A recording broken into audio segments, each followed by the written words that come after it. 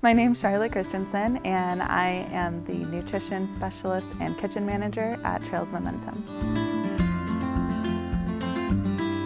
We have some really cool farm projects going on both on campus and off campus. On campus we have two gardens. One is right outside the lodge. It's our little herb garden. So we've got lots of herbs and greens that we'll just step out of the kitchen and just incorporate into our meals.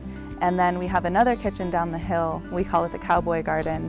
And we have a keyhole garden, which is a permaculture concept. And then we also have two raised beds that were built by one of our students for his legacy project. We've got a lot growing in there. Cucumbers, zucchini, melon, carrots, tomatoes, peppers, and we're having a lot of fun with that. There's a few goals with the garden. One is, of course, to supplement our food supply and get lots of food that's just growing right on base. And that's also to incorporate lots of really nutrient-dense, delicious food into our menu because just food that you grow yourself just always tastes better and is going to offer a lot more nutrition. So that's just a wonderful resource.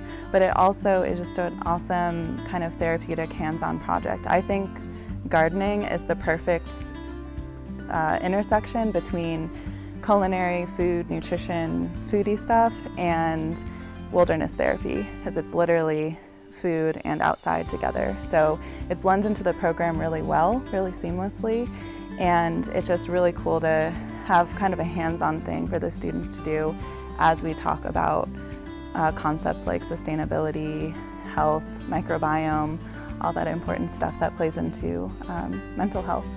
And there's a lot of really cool research about gardening practices and mental health. Like literally just the smell of soil can stimulate more serotonin and dopamine being released in the brain. So it's just a really therapeutic thing, and I've seen that firsthand.